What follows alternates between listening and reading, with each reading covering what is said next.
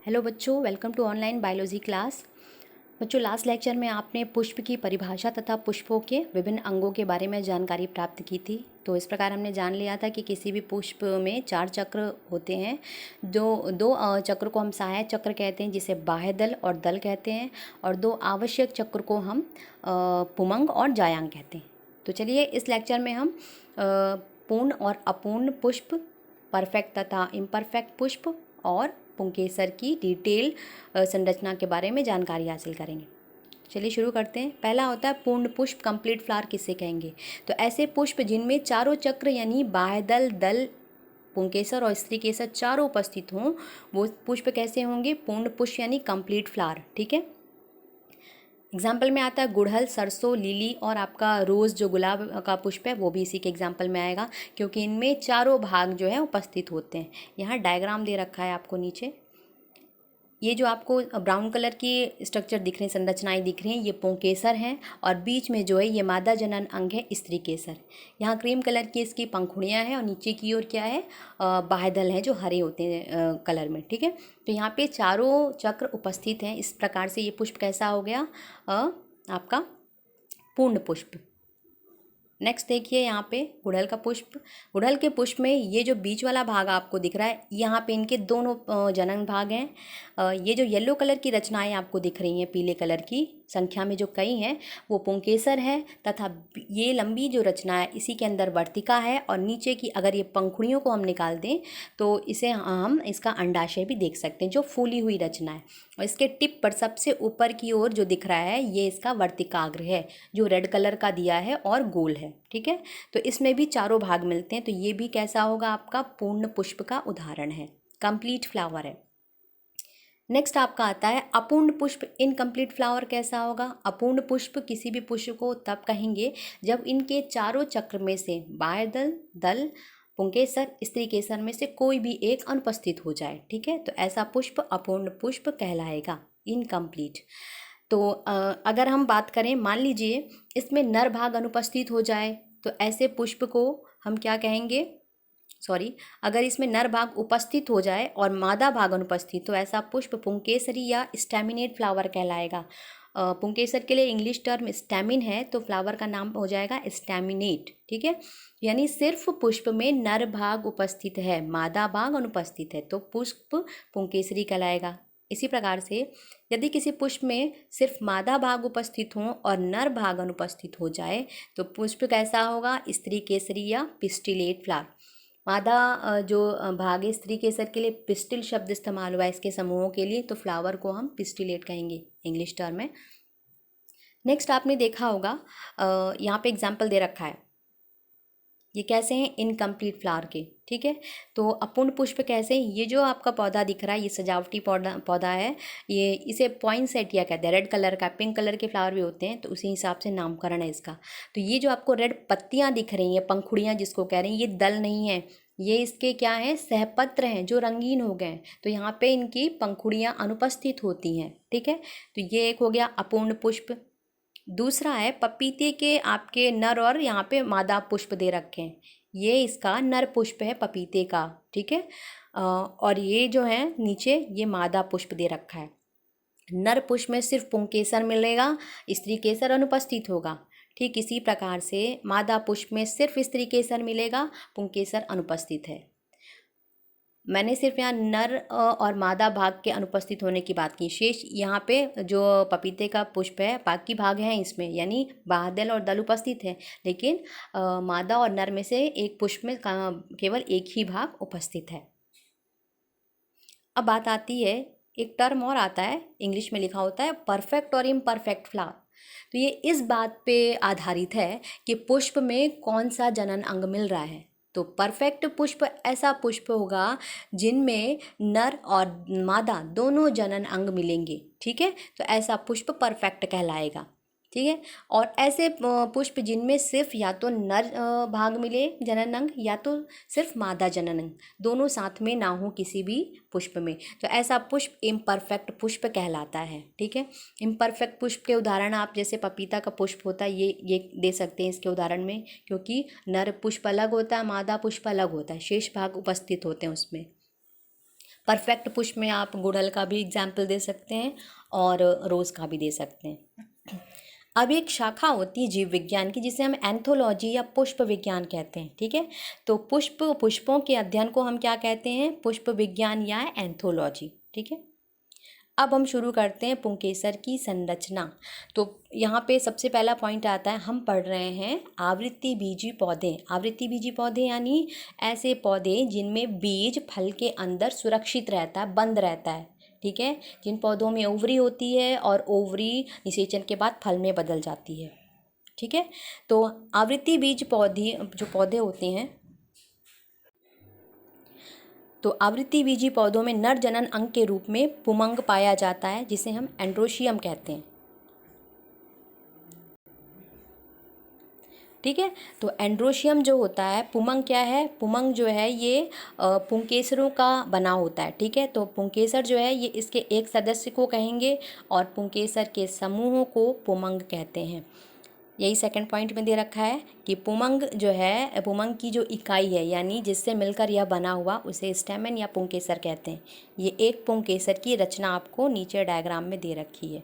ये एक पुंकेसर है। किसी पुष्प में संख्या एक भी हो सकती है, एक से कई सारे हो सकते हैं। अलग अलग पुष्पों में इनकी संख्याएं अलग अलग हैं। तो पुमंग की इकाई को क्या कहेंगे, पुंकेसर या स्टेमिन।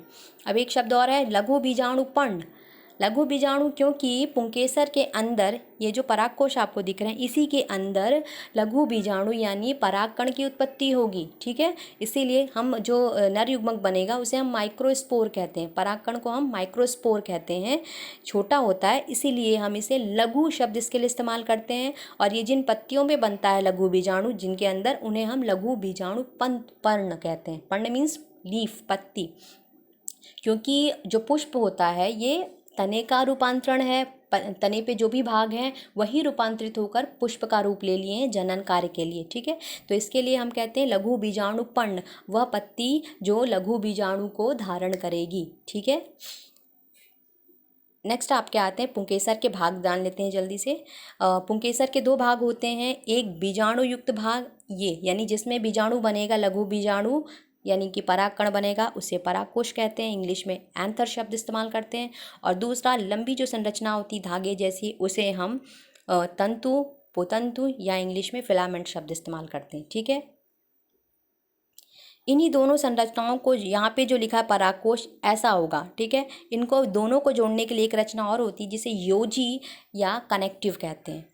अब यहाँ पे इंग्लिश में यही सेम चीज़ दे रखी है, एंथर यानी परागकोश और ये तंतु यानी फिलामेंट, दोनों को जोड़ दिया जाए तो ये पुंकेसर यानी स्टेमन हो गया।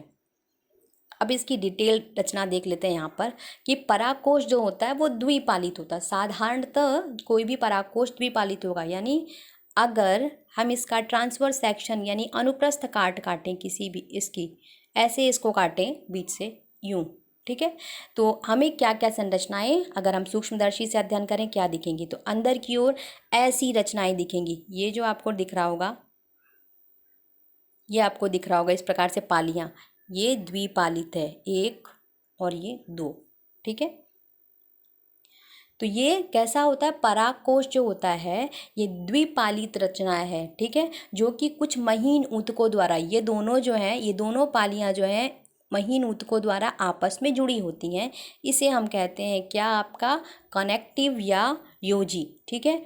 इसी योजी के अंदर क्या मिलेंगे, आपके संवहन बंडल, यानी योजी जो है ये दोनों पालियों को जोड़ने का काम करता है और इसे हम कनेक्टिव कहते हैं। और इसी में संवहन बंडल कौन कौन से होते हैं, जाइलम और फ्लोएम पाए जाते हैं, जो यहाँ पे जल, खनिज और भोजन पहुँचाने का कार्य करेंगे, ठीक है। नेक्स्ट आगे बढ़ते हैं। जो दो पालियाँ होती हैं, तो ऐसा परागकोश जिसमें दो पालियाँ होती हैं, इस प्रकार ये एक पाली, ये दो पालियाँ होती हैं, ऐसे परागकोश को हम क्या कहते हैं,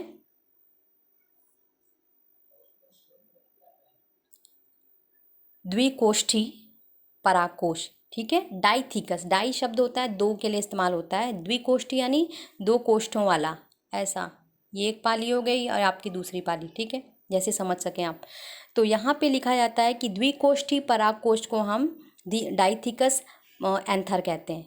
अब अब देखा जाए कि हर परागकोश में कितने चैम्बर होते हैं, तो ये देखिए इसमें यहाँ पे 2 दिख रहे होंगे, यहाँ पे 2 दिख रहे होंगे, ठीक है।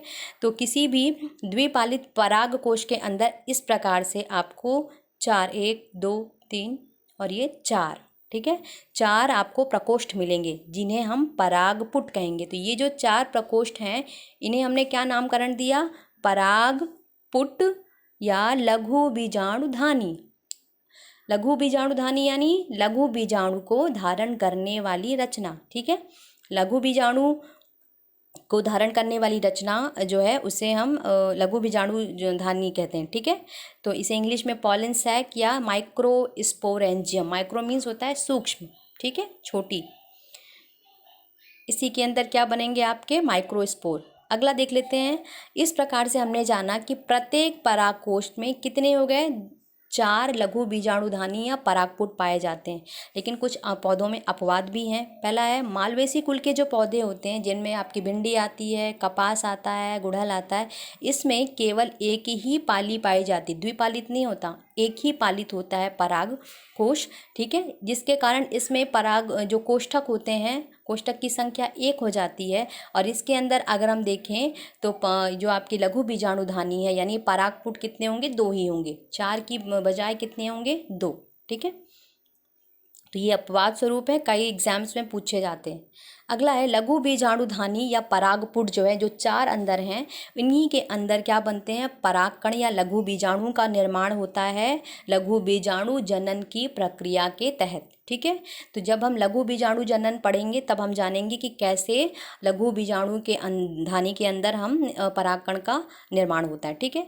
तो लघु बीजाणुधानी या परागपुट जो होता है, नाम दोनों एक ही है, कई नाम इस्तेमाल होंगे तो आप कंफ्यूज ना हो, इसीलिए सारे नाम आपको बता दिए। तो इसी के अंदर परागकणों का निर्माण होता है। परागकण को हम पॉलिन ग्रेन, लघु बीजाणु, माइक्रोस्पोर, ये सारे टर्म एक ही हैं, इनके नाम से जानते हैं। ये संख्या में हजारों की संख्या में बनते हैं, ठीक है। तो परागकण का निर्माण कैसे होता है, परागकण वह कोशिका जो परागकण को जन्म दे उसे हम कहते हैं परागकण मातृ कोशिका। इन्हीं कोशिकाओं में अर्धसूत्री विभाजन होता है और इसके बाद जो रचना बनी वह होता है परागकण, जो कि अगुणित हो जाएगा, n हो जाएगा, ठीक है।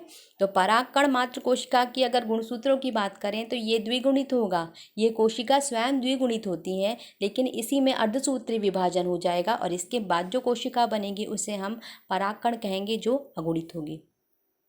तो इस लेक्चर में यहीं तक। अगले लेक्चर में हम परागकण का पॉलिन ग्रेन के निर्माण की प्रक्रिया को डिटेल में पढ़ेंगे।